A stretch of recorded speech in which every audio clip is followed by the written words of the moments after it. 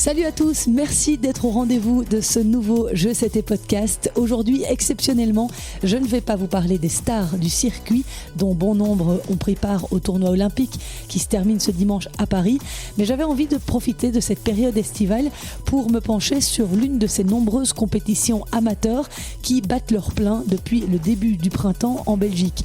Aujourd'hui, j'ai choisi de mettre en lumière l'un des tournois amateurs les plus prestigieux organisés en Belgique francophone, le tournoi 5 étoiles de la Hulpe. Cette année marque la 18e édition de cette compétition et une fois encore, plus de 550 joueurs, toutes catégories confondues, sont inscrits.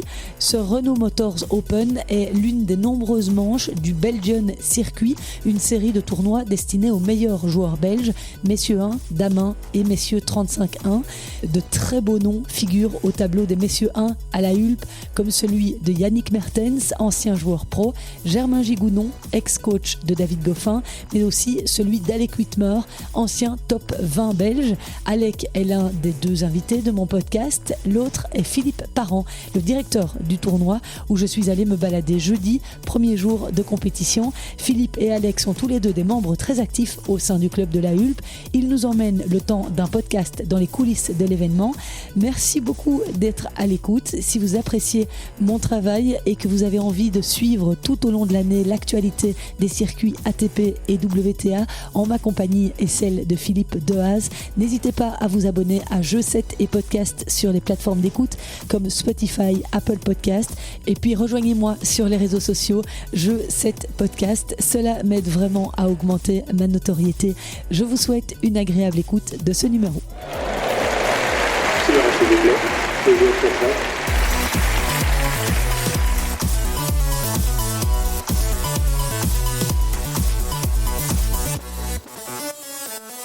Donc je me trouve aujourd'hui au tennis club 1310 La Hulpe où démarre ce jeudi le tournoi étoilé Renault Motors Open, qui est un tournoi donc 5 étoiles. C'est vrai qu'on entend souvent parler de pas mal de tournois étoilés, mais qu'est-ce que c'est exactement? Alors je suis en compagnie pour en parler de Philippe Parent, qui est l'organisateur, le directeur de ce prestigieux tournoi. Bonjour Philippe. Bonjour Christelle. Merci d'être au rendez-vous. Merci de m'avoir invité pour présenter ce tournoi qui se déroule à la Hulpe. Alors je vois que tout est un peu en effervescence aujourd'hui. C'est le premier jour. Ça s'agite un petit peu partout. On met les bâches, on répare encore un petit peu les terrains parce qu'il a beaucoup plu. Il y a les échafaudages là qui sont en train d'être construits. C'est l'effervescence, premier jour du tournoi. C'est l'effervescence. En fait, normalement, c'est la veille du tournoi, mais vu les inscriptions, le nombre d'inscrits que l'on a, on a anticipé d'un jour le tournoi. On a une vingtaine de matchs aujourd'hui pour prendre un peu d'avance. C'est l'effervescence parce qu'avec la météo qu'on a eue ce matin, on s'est pris des seaux sur la tête et donc on doit continuer à installer les tribunes, les bâches et tout, mais il reste, je crois que dans une heure, on aura fini, tout sera prêt. Alors c'est un des plus gros tournois qu'il existe en Brabant wallon. Est-ce que tu peux un petit peu nous expliquer pourquoi ce tournoi est aussi important? Effectivement, c'est un tournoi à 5 étoiles, donc c'est le ranking au niveau belge qui va de 1 à 5 étoiles, et le 5 étoiles est le plus élevé. On a aussi pour habitude de majorer un peu le prize money au niveau des joueurs, pour que ça reste intéressant. Et donc, c'est vrai que le tournoi de la Hulpe, en général, notre plus belle reconnaissance est celle des joueurs. Parce qu'ils nous disent toujours, gagner la Hulpe, c'est quand même, au niveau d'un palmarès, c'est très important. Chaque année, on a toujours un excellent tableau, tant dans les messieurs 1 et dames 1, mais ce qui nous intéresse aussi, c'est que c'est un tournoi local. Oui. C'est un tournoi de tennis qui touche les gens du Brabant wallon, du sud de Bruxelles. Au niveau des messieurs 1 et dames 1, au niveau des nationaux, là, on a des gens qui viennent un peu de partout en Belgique. Et je pense que le succès de ce tournoi dépend en fait essentiellement de sa structure de bénévoles. Okay. Je ne peux pas comparer par rapport à d'autres, mais ce que je sais, c'est que chez nous, c'est tous les membres du club qui apportent ce soutien. C'est l'événement de l'année, quoi. C'est l'événement de l'année pour le club. Je pense aussi pour les joueurs. Franchement, ils nous le disent. Mais ce qui est magnifique, c'est qu'il y a le côté sportif, mais je crois qu'il y a l'accueil, l'ambiance. On a de la chance généralement, on a une bonne météo et donc on passe généralement une semaine assez exceptionnelle, très fatigante mais exceptionnelle. Comment est né ce tournoi au départ? Alors la première année, on est à la 18e édition. Oui. La première année, c'est Yves Dardenne qui avait l'école de tennis à la Hulpe qui avait créé le tournoi. C'est une année test mais ça a été vraiment une réussite. L'année suivante, avec Christophe Dister, il a continué à le gérer. Et puis, de mémoire, en 2012 ou en 2013, ils avaient leurs activités professionnelles, un peu moins de temps, et ils ont demandé au club si on ne pouvait pas reprendre la gestion du tournoi. On est une structure de bénévoles, on est une dizaine, mais avec les membres, on est très nombreux. On a décidé de reprendre par le club. On est resté sur la même base, on essaie d'améliorer un peu chaque année. Et on est toujours assez heureux du résultat par le regard des autres. Et pourquoi est-ce qu'il a obtenu 5 étoiles? Qu'est-ce que ça veut dire réellement? Alors, 5 étoiles, déjà, la réglementation tennistique n'autorise qu'un tournoi 5 étoiles par semaine. Ce qui veut dire que le choix de la semaine et maintenir la semaine est essentiel pour pouvoir continuer à garder ce rating, qui est le rating le plus élevé en Belgique. Alors, 5 étoiles, c'est un prize money imposé par la fédération. C'est le plus élevé. Et donc, ça nous permet aussi, généralement, je pense que les joueurs en messieurs 1 et dames 1, c'est là où ils peuvent gagner le plus de points, suivant la qualité des adversaires. Et donc, au niveau belge, on est loin d'être les seuls, mais c'est ce qui se fait de mieux. Et qu'est-ce qui fait que c'est ce qui se fait de mieux? C'est la qualité des infrastructures? Alors, si on parle de 5 étoiles, c'est le prize money et les joueurs qu'il y a Serie A et nationaux. On a parfois des joueurs même internationaux qui viennent. On a la chance d'avoir de nombreux sponsors et fidèles, qui sont des sponsors, soit des membres du club qui ont des entreprises, soit des entreprises de la région. C'est quand même un budget important parce qu'un tournoi 5 étoiles, c'est un budget quand même entre 50 et 65 000 euros. Okay. Donc, et c'est ça qui nous permet d'avoir le prize money, les infrastructures et tout ce qui tourne avec. Parce qu'on met énormément d'argent dans les infrastructures pour pouvoir accueillir les gens. Et donc c'est vrai qu'on a cette chance. C'est-à-dire quoi, qualité de terrain? Qualité de terrain, mais qualité de structure autour. Okay. Les gens, tant au niveau de l'ORECA que de l'entretien des terrains. Il y a quelque chose qui existe à la Hulpe, qu'on a initié il y a quelques années, que les joueurs adorent. C'est que qu'on soit messieurs 6 ou messieurs 1 ou dames 1, eh bien, avant qu'un joueur monte sur le terrain, il y a toujours des bénévoles. Il y a quand même une cinquantaine de bénévoles qui sont sur place. Et ils vont toujours passer les lignes, brosser le terrain. Et donc les gens ont cette forme d'accueil qui est assez exceptionnelle. Et ça joue beaucoup, parce qu'on est fiers d'avoir des Serie A, mais on est aussi très fiers d'avoir du monde et de bien s'amuser pendant toute la semaine. Quel est le prize money que vont gagner les vainqueurs, par exemple, en messieurs 1, en dames 1? En vainqueur dame 1 et messieurs 1, c'est 2 000 euros. Alors, les autres années, on avait un 5 étoiles homme et on avait un prize money de 10 000 euros pour l'ensemble et le vainqueur gagnait 2009. Et cette année-ci, on a décidé de mettre le même prize money tant pour les hommes que pour les dames. Et donc, on a un prize money de 7 500 euros chacun et le vainqueur gagne à chaque fois 2 000 euros. Bravo pour l'équité, c'est bien ça. C'est pas mal pour l'équité. C'est parfois compliqué. Par exemple, au niveau dames, on a des concurrences de tournois ITF parce que le Belgian Circuit, moi je compare toujours ça à d'autres compétitions, un peu au championnat de Belgique, ne peut pas rentrer en concurrence avec des tournois internationaux comme on a Eupen actuellement au Coxide. Je sais que l'année passée, il y avait 32 Serie A dans le tableau. Cette année, c'est aussi... Un tout petit peu moins. On tourne à 29. Ok. C'est un des plus beaux tableaux qu'on a en Belgique, donc c'est aussi une satisfaction pour nous, parce que les gens reviennent, il y a des gens qui découvrent. Mais ce qui est toujours intéressant, et ce que l'on cherche aussi, c'est avoir de jeunes joueurs. Ça veut dire pas nécessairement des joueurs qui ont cette référence Serie A, mais avoir des jeunes qui viennent d'académie, qui ont 15, 16, 17 ans ou 18, qui sont peut-être B-15-2, B-15-4. Pour eux, pour se frotter à d'autres joueurs d'un certain niveau, la Hulpe est une bonne étape. Ouais. Et puis quand on les voit évoluer plus tard, on se dit chouette, ils sont passés par la Hulpe. Et en soirée, comme ça, durant la semaine, vous avez beaucoup de monde qui vient voir les matchs. Il y a quand même une émulation autour de ces fameux tableaux, messieurs 1, dames 1. C'est quand même aussi ce qui attire le beau tennis, le beau jeu. Oui, donc sur la semaine, on comptabilise quand même entre 4 000 et 5 000 personnes qui se rendent sur place. L'équipe Horeca qui gère l'ensemble de la semaine, je pense qu'on dépasse les 2 000 repas sur 10 jours. Mais les gens ne viennent pas que pour les Serie A, parce que c'est aussi le tournoi du club, comme l'ensemble des tournois dans la région. Oui. Et on veut garder cette connotation locale parce que ça doit être la fête du tennis. Il y a quand même une grosse concurrence avec le paddle. Donc on doit essayer de continuer à maintenir ce côté convivial qui fait le tennis et qui nous amène tous à pouvoir participer à un moment ou à un autre. Et puis vous avez accueilli des grosses pointures ici dans ce club l'année passée. Il y avait Olivier Rocus, je pense, qui a joué, ou bien c'était l'année d'avant, je sais pas. Je sais qu'il est passé par ici en tout cas. Donc on a vraiment beaucoup de chance parce que tous ces joueurs avec le temps, on a appris à les connaître. on s'entend vraiment bien avec eux. Et on pourrait dire de la plus belle équipe de Coupe Davis que la Belgique ait connue, on les a tous eus. Le premier qui est venu et qui était fidèle pendant des années, c'était Christophe Rocus. Olivier a participé, Xavier Malice a participé, Christophe Diggen, Dick Norman, Steve Darcy. Et généralement, ils viennent parce qu'ils s'amusent bien. Ouais. Et donc cette année encore, Olivier sera présent. Il s'entraîne quand même un peu par rapport à l'événement parce qu'il aime bien. C'était un très grand joueur. Il a quand même gagné Roland-Garros en double. Donc on a Germain Gigounon, ancien coach de David Dugoffin, mais Germain est toujours coach d'un joueur du top 100 qui sera présent. Bien C'est sûr. une première. Grégoire Barrère. Ah, mais je ne savais pas. Donc je Oui. sais Et très enthousiaste d'être présent, Steve Darcy aurait bien aimé, mais Steve est à l'étranger avec des jeunes joueurs. Avec Raphaël Collignon et Gauthier Auclin. Ah ben voilà, donc tu mettre sur ce point. Par exemple, on garde de très très bons contacts. J'ai encore eu un contact il y a un mois avec Christophe Liguen, mais vu le succès de Christophe avec les joueurs qu'il a actuellement, c'est impossible qu'il puisse être présent. Mais donc, mais parfois ils viennent boire un verre. J'ai dit à Steve, tu vas quand même passer boire un verre. C'est pas impossible. Il faut que ces joueurs perdent tôt dans leur tournoi au Challenger pour qu'ils puissent revenir évidemment. Ici, donc Olivier va jouer. Oui. Donc en fait, on a le tournoi tableau 5 étoiles hommes et dames, mais on a cette habitude depuis 10-12 ans, c'est d'organiser également des doubles. Ok. Et donc, Olivier va jouer mercredi à 19h30. Il joue avec Alec Whitmer, qui est non seulement... En plus, c'est quelqu'un de très sympathique, c'est le directeur de l'école de tennis du club. Et on a donné carte blanche à Alec pour organiser ces doubles exhibitions. Donc il y a Germain Gigounon, il y a Clément Gaines.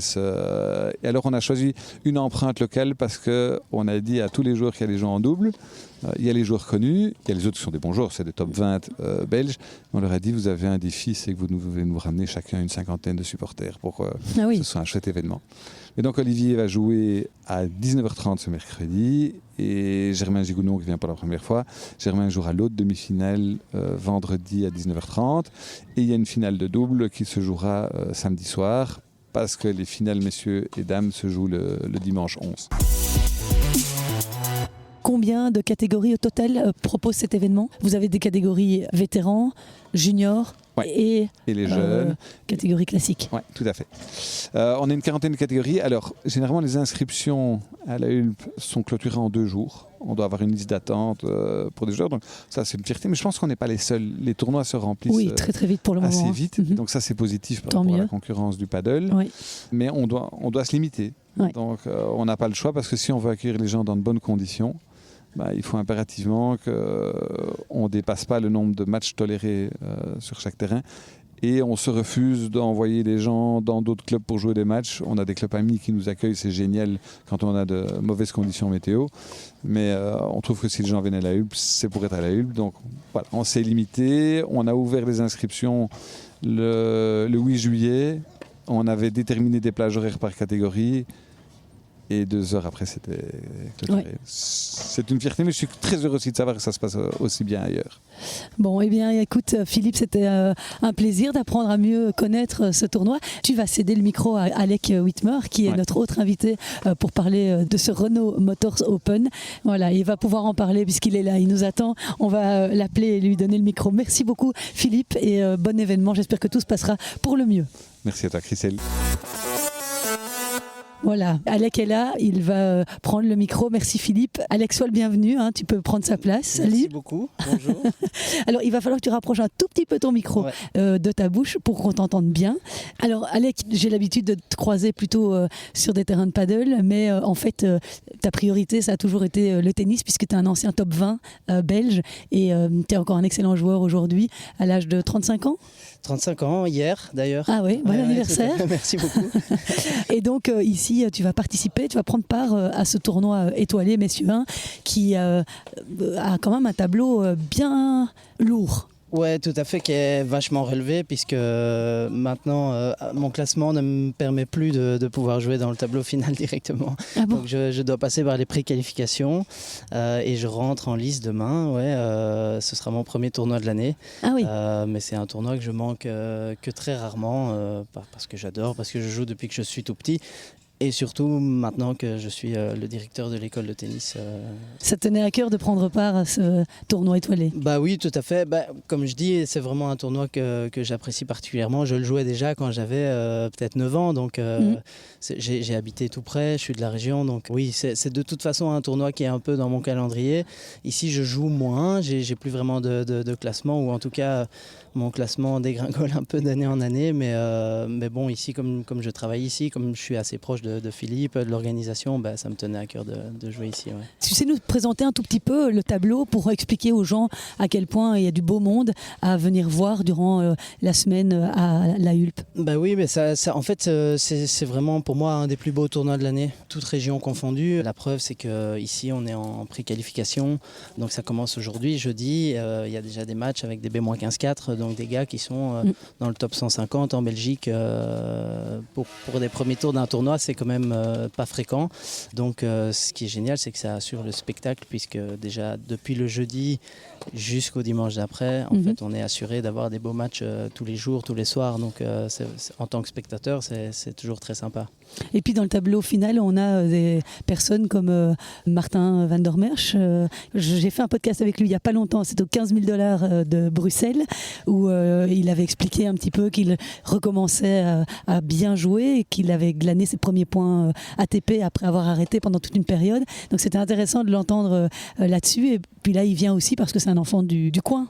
Et puis c'est ton élève? C'est mon élève, tout à fait, oui. Il s'entraîne avec moi ici, donc ici à la Hulpe, depuis peu de temps. En effet, il a très bien joué justement à ce tournoi aux $15 000 du Léo, où il a repris quelques points. Il est de la région, oui, il vit à 2 km d'ici, je pense. Donc il est de la région, il connaît bien le club, il s'est entraîné ici quand il était plus jeune aussi. Et je pense que ce qui est chouette, alors que ce soit Martin ou même d'autres joueurs du tableau final, c'est que ce sont des joueurs de la région. Donc beaucoup de gens ici les connaissent. Oui. Je pense que beaucoup d'amis à eux vont venir, la famille, etc. Donc ça fait toujours une ambiance assez spéciale ici à la Hulpe. Et le tournoi le rend bien, puisque on le voit ici derrière nous, on a une superbe tribune, il y a un terrain central avec un arbitre au micro, etc. Ouais. Donc c'est très sympa pour eux de pouvoir le faire.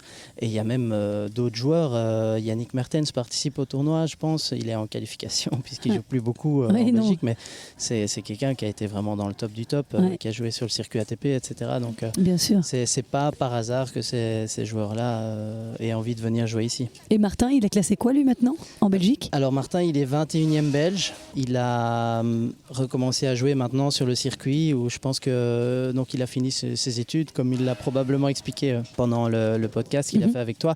Et je pense qu'il a envie de se redonner une chance après ses études. Il pensait qu'il n'avait pas été au bout du truc et qu'il avait envie de se laisser une chance pour pouvoir essayer de revenir et refaire quelque chose.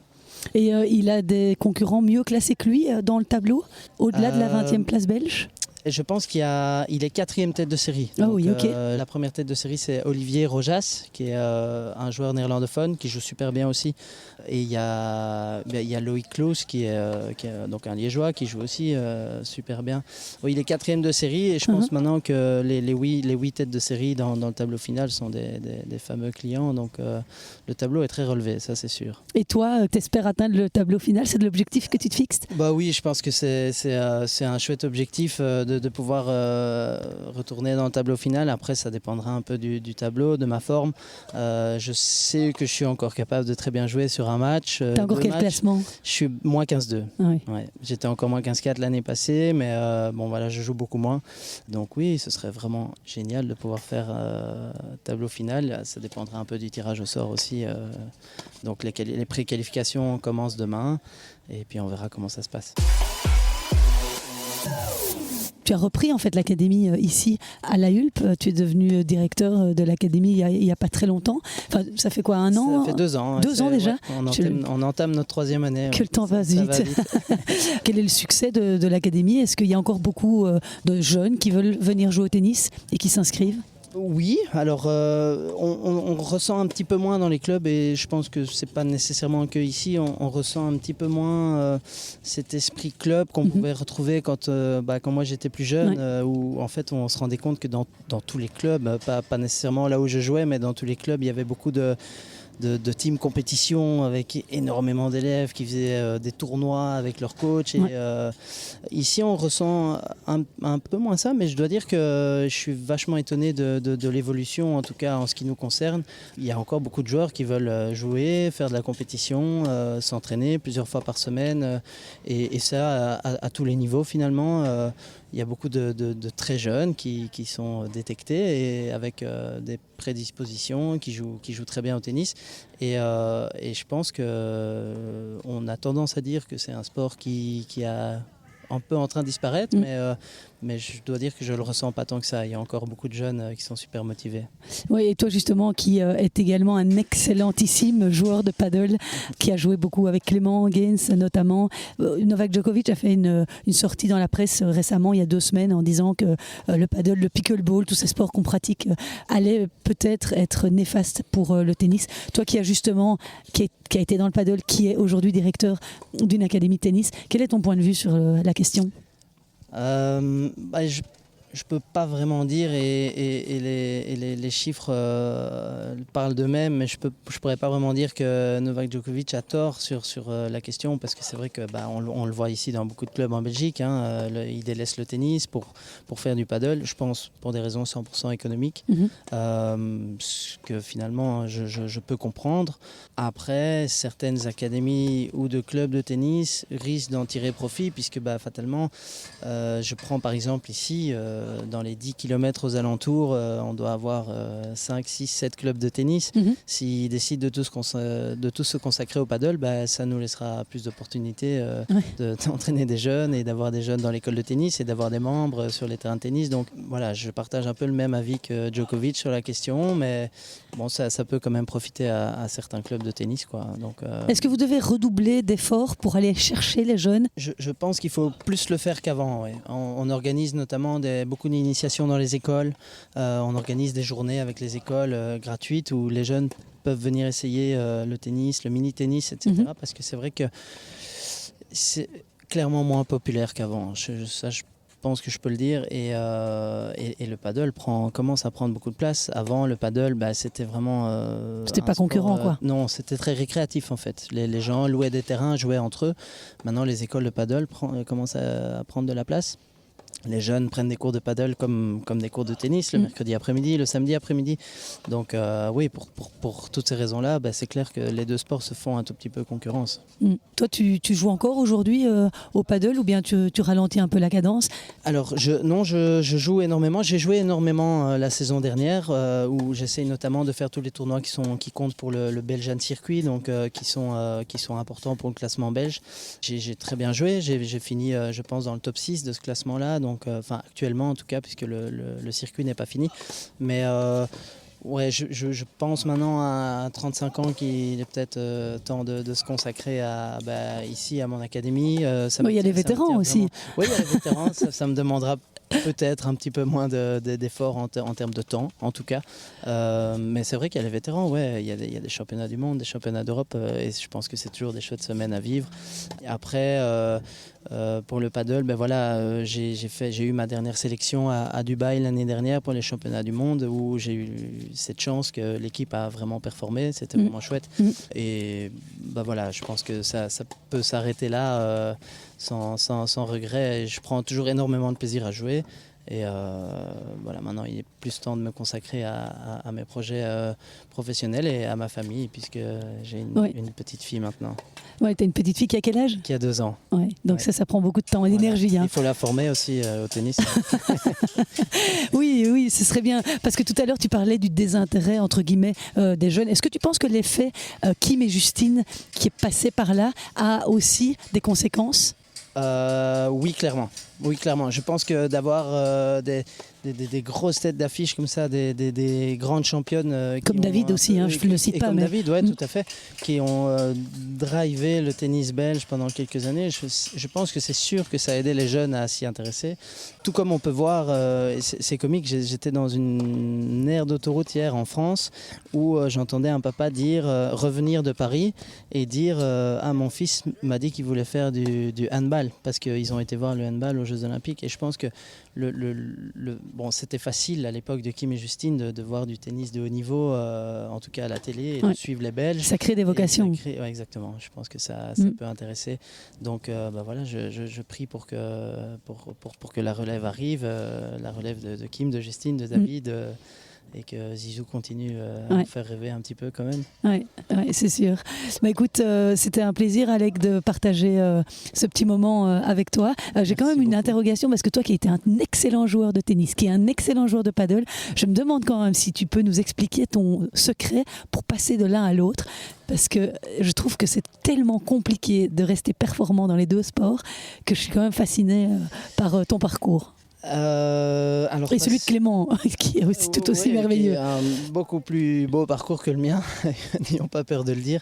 Mais franchement, je pense que c'est une question d'habitude. De passer de l'un à l'autre ? Passer d'une raquette à l'autre. En fait, je pense qu'on a tous eu ce petit truc où on se disait, oula, c'est un peu bizarre les sensations que j'ai en passant du paddle au tennis et inversement. Et puis à un moment, c'est une habitude. Et quand je me suis un peu plus donné dans le paddle, je jouais toujours énormément au tennis. En fait, je faisais plein de messieurs 1, je jouais le circuit ici en Belgique, et il m'arrivait d'arriver en retard à des finales de paddle, parce qu'en fait j'avais demi-finale de tennis, et puis c'est vrai que quand on prend la raquette aux début, on se dit c'est pas du tout la même chose, et on finit par s'y habituer. Il n'y a pas de secret alors. Tu vas pas me filer un tuyau. Je te le dirai juste quand le talent. Micro sera coupé. Hein. Okay. Bon, mais écoute, merci beaucoup Alec Whitmer d'avoir été l'un de mes deux invités aujourd'hui. Je te souhaite un très beau tournoi. Merci beaucoup. Je serai malheureusement pas là pour le voir puisque je pars en vacances vendredi, mais j'étais heureuse de pouvoir venir découvrir le site déjà, et ça fait déjà 5-6 ans que je me dis je vais arrêter de partir à cette période pour pouvoir venir le faire, mais voilà, ça n'arrange pas familialement, donc il faut en organiser un en hiver aussi. Ah ben, c'est peut-être la prochaine étape. Ouais, hein. Allez, on se fixe ça comme défi, et on peut se dire objectif 2028, organiser un tournoi hivernal à la Hulpe. C'est noté. Merci Alec. Merci à toi.